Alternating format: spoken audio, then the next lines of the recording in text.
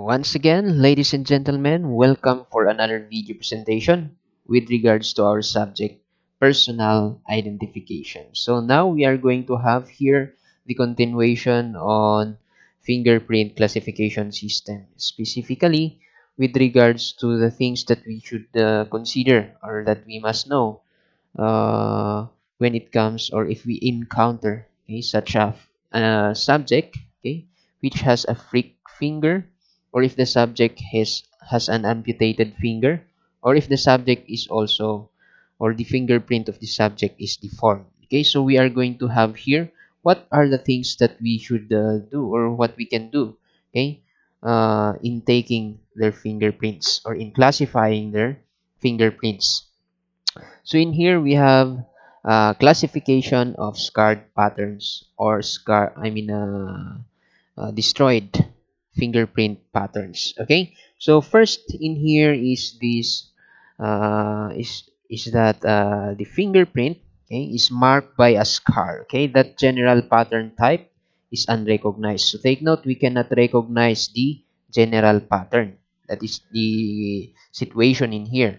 And another thing is that the ridge counting and ridge tracing cannot be determined as well. So parehas po. Okay? We cannot determine the pattern, if that is a loop pattern, or if that is a whirl, or if that is a tented arch or plain arch. And as well as we cannot perform ridge counting and ridge tracing because the fingerprint is scarred, okay, or it is fully destroyed. Okay, so what are we going to do if that's the case? So it says in here, the impression should be given, okay, the same pattern and the same interpretation and sub-classification with the corresponding finger of the other hand. So it is just like the same on the condition, or in the ruling that we followed with regards to the amputated fingers. So if you remember on our previous video with regards to primary classification, we inserted actually a topic on what we are going to do when it comes to an if the subject, or in the fingerprint card, or if the subject has an amputated finger. So anong gagawin po natin ulit doon?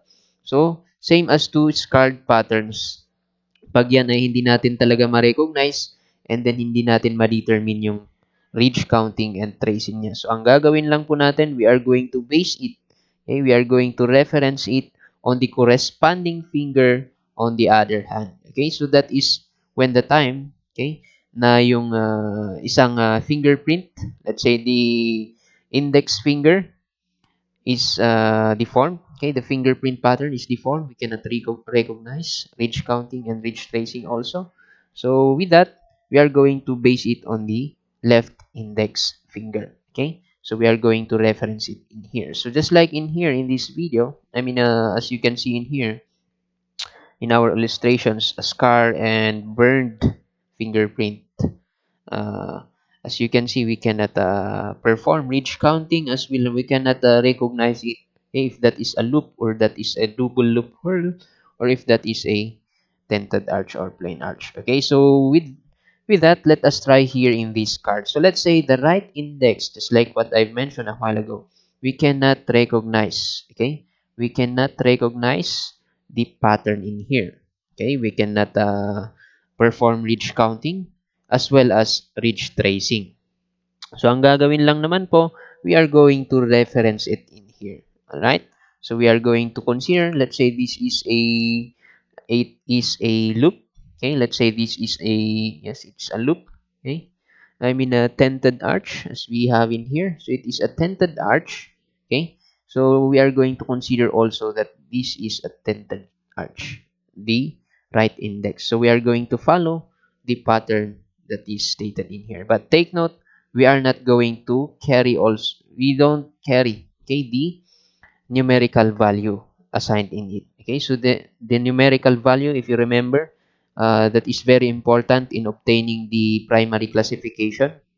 So this is 16, okay, 16 as well, and this is 8, if you still remember. Okay, and the following is 4, as well as finger number 7 is also 2, and 8 is 2. finger 9, and 10 is 1. Okay? So, yeah. Take note, we are not going to carry this, okay, or reference or take the numerical value. It's just the pattern as well as ridge counting and ridge tracing. Okay, is the one that we are going to take. Okay, so still the assign numerical value for the right index, even though that it is a scarred or deformed fingerprint pattern, okay, or destroyed fingerprint pattern, and still the numerical value is 16. Okay, we don't say that that is also 2. Okay, so that is for case number 1. Another case in here is what if, okay, the fingerprint is partially scarred, okay, and the general pattern type can be determined. So in to differentiate a while ago, on situation number 1, the general pattern in number 1 we cannot recognize, but in here we can determine the general pattern. So with that, it says in here with reasonable accuracy. So it is we are sure that that is the general pattern for that, even though that it is scarred and destroyed, but we see that it is forming like a loop, okay, or it is forming really, okay, accurately, that it is a whirl. Okay, so we are going to consider that. Okay, but the ridges cannot be counted. So the scenario, we can determine the pattern.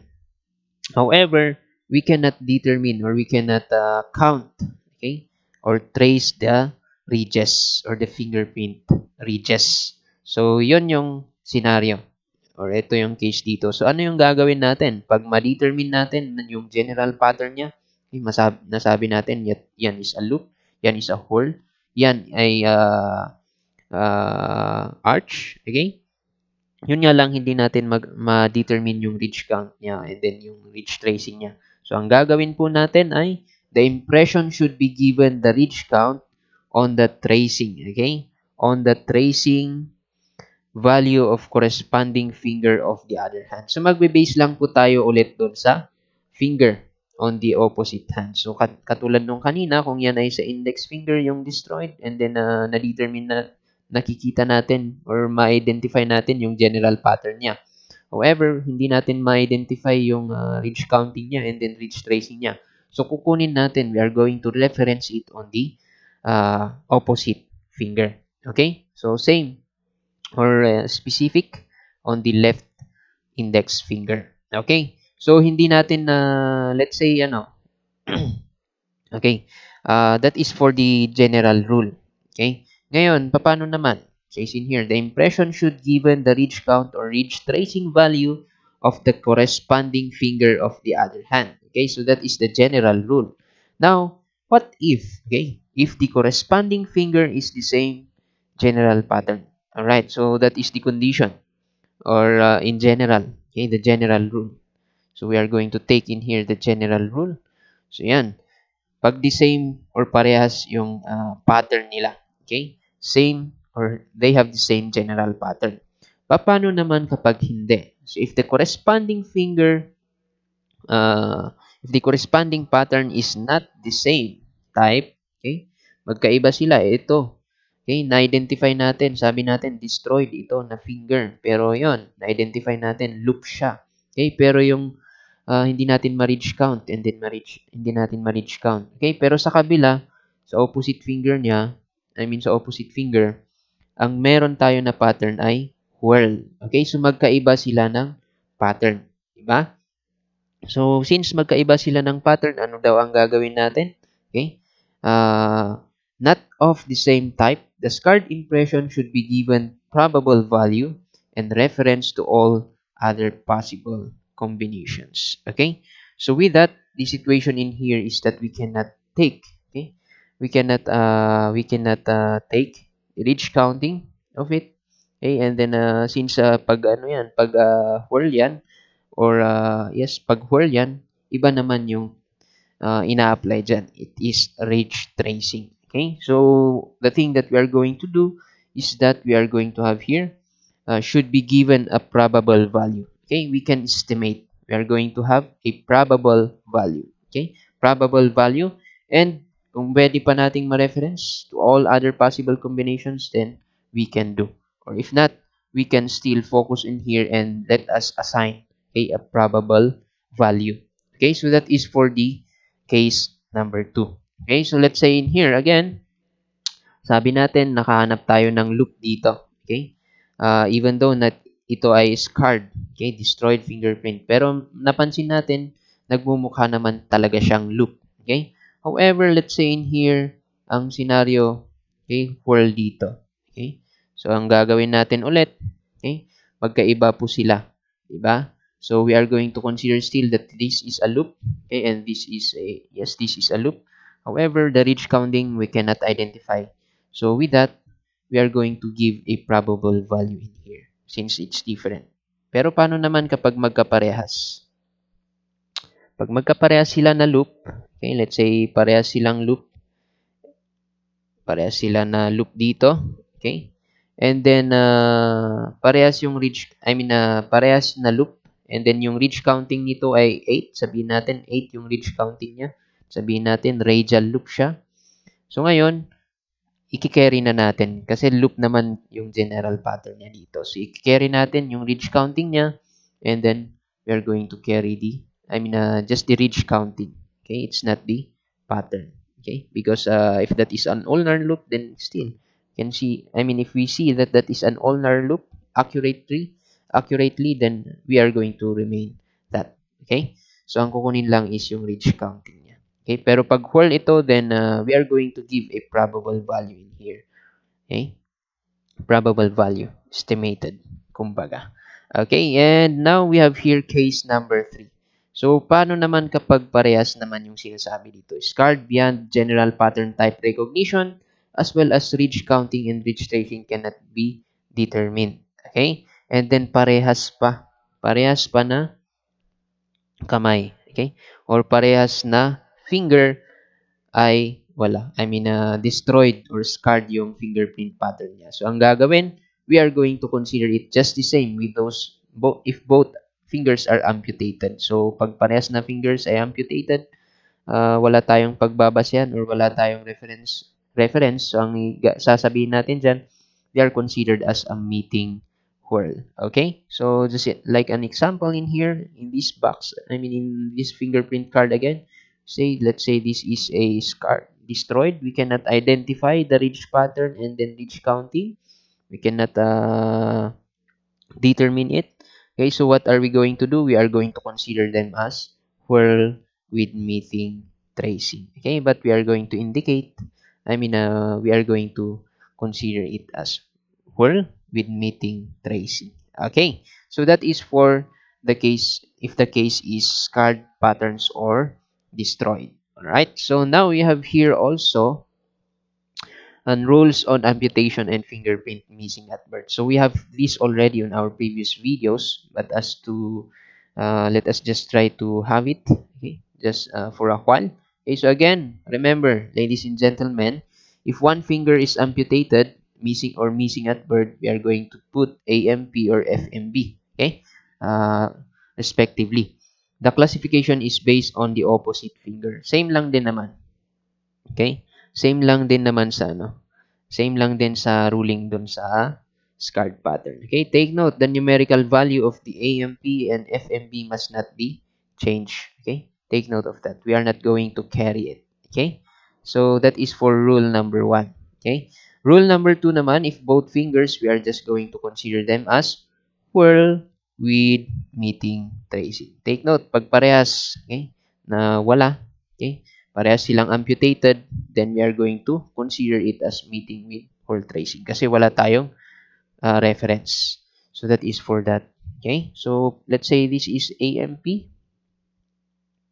and this is let's say this is a radial loop, okay, and it has the numerical value is 4,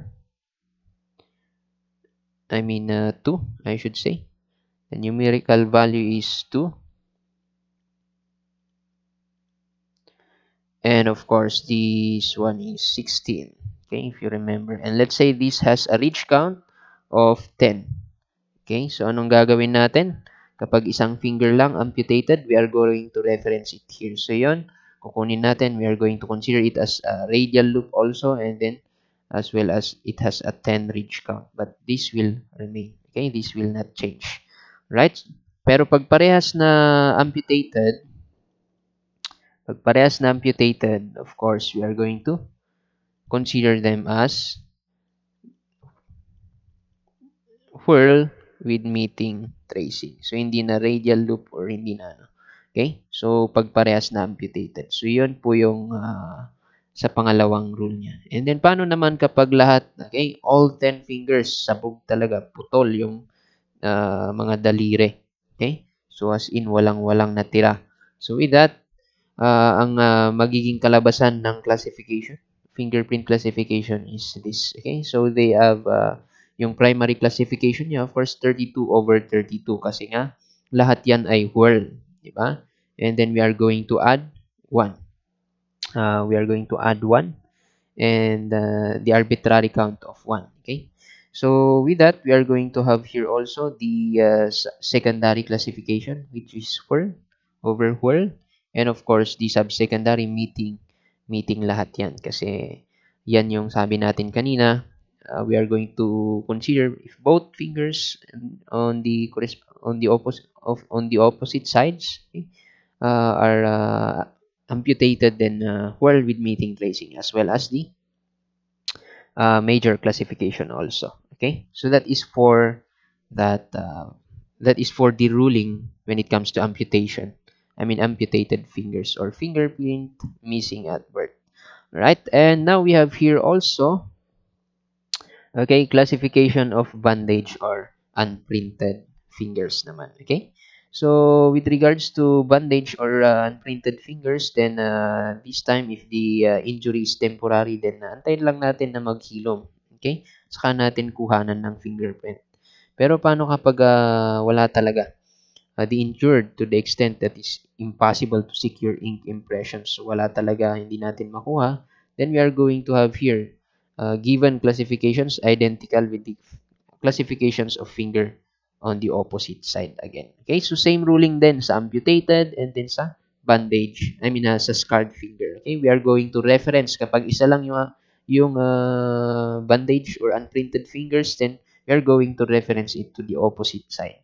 Okay? Pero pag parehas na dalawa, then we are going to consider them as meeting whirl with meeting tracing. But take note in here, kapag pwede pa namang maghilom, hindi umabot sa dermis layer ang injury, then you can still wait for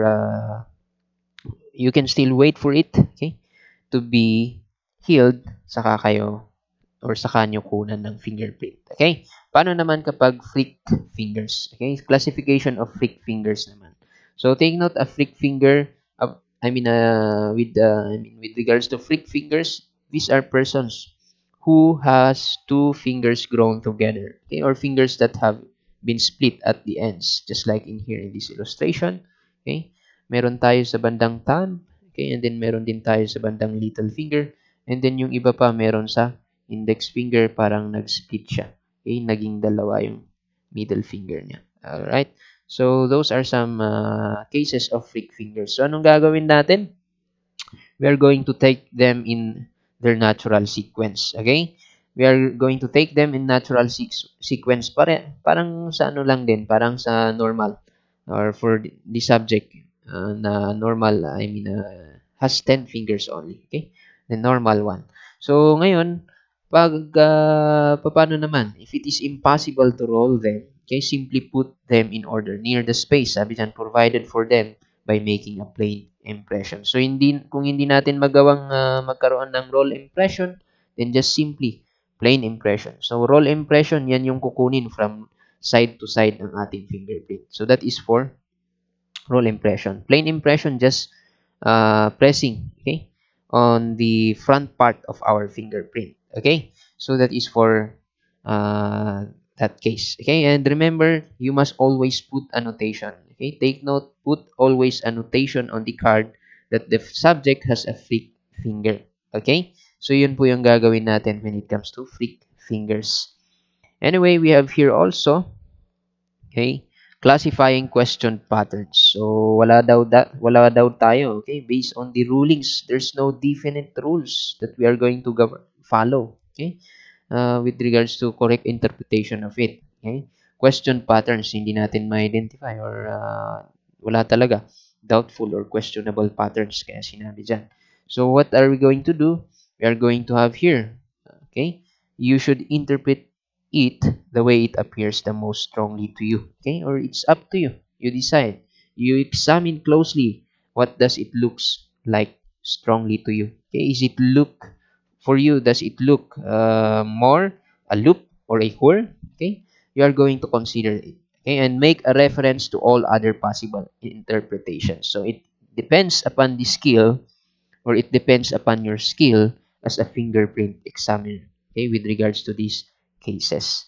Okay, and we have here classifying question patterns still. We have here reference classification, and then we have here print or real impression. So take note, reference classification. This is the second choice classification. We are going to have here, or we are going to reference usually on the opposite finger of it. Okay, and print or real impression, the impression that was taken, okay, by the use of printing ink in the surface of paper or cards. Okay, just simply we are referring to what was really on the fingerprint card, okay, or what was taken. So that is for that part. Next, methods of producing real impressions. Okay, so yun. If you visited the police station, you tried to get a or request a police clearance, usually kinukuhanan kayo ng fingerprint.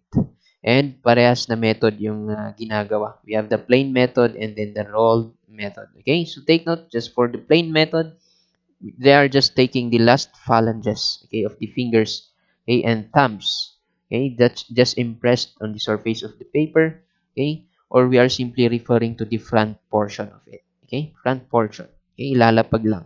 So yon, that is for that is just for verification purposes or identification purposes, or maybe verification to be exact. Okay, just for verification. And of course, for rolled impression, this is what we are need. Okay, this kind of impressions, this is what we need for classifying. Because if we are going to see here, this is an example of plain impression. Kung mapapansin ninyo, harapan lang yung nakikita natin, front portion of the fingerprint.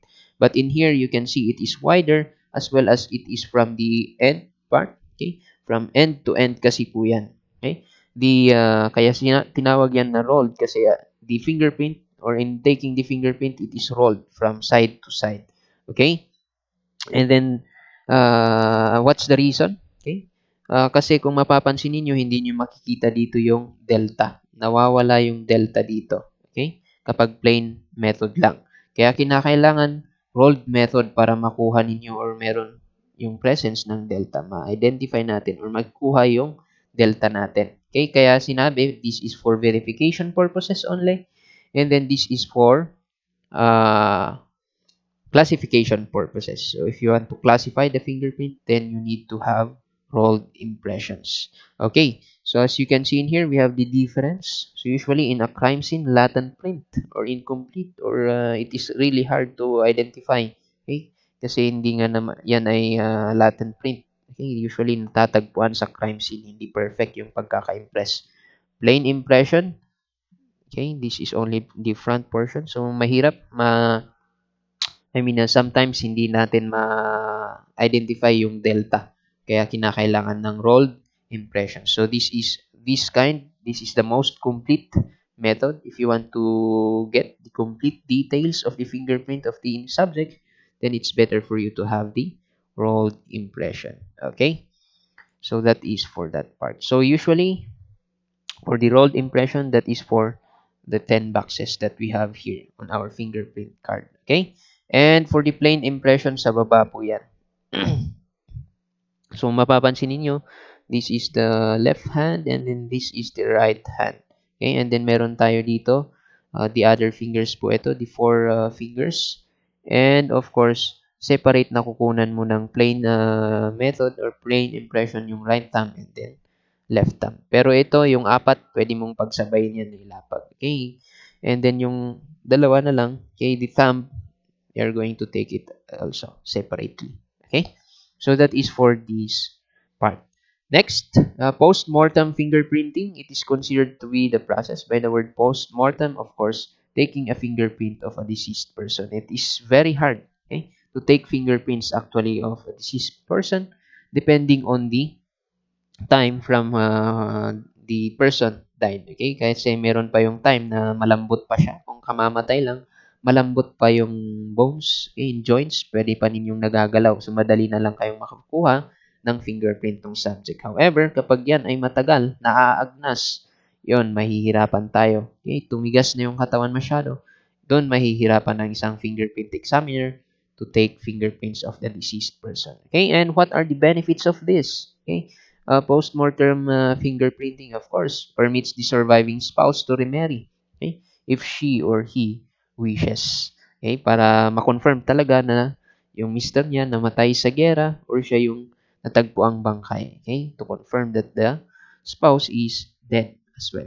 Clears the way of for the family to collect life insurances. Okay, so confirmed siya yung namatay, then we can claim life insurance. Okay? Especially kapag siya naman ay nag-avail ng life insurance. And we have here releases the family from terrible pressure and uncertainty or anxiety. Baka mamaya, pinagmalalamayan pa, meron silang pinaglalamayan na bangkay. Akala nila yun yung bangkay ng kapamilya nila, eh mamaya pala hindi. Okay?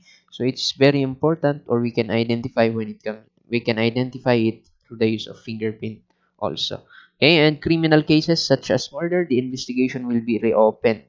Okay, and otherwise would be closed case. Okay, in criminal cases, it's very important to post-mortem fingerprinting is also helpful. Okay, and opens the door for probate of the state of the deceased, or to prove, okay, that the deceased person, the person, okay, is really dead, or maybe he is not the one who died, okay, or that is not his body, okay. And overall, those are the things that I would like to share with regards to scarred fingerprints or destroyed fingerprints, amputated fingers, fingerprint missing at birth, questioned patterns, as well as the kinds of or the methods in taking fingerprint. So with that, ladies and gentlemen, thank you very much for watching, and I hope to see you again next time.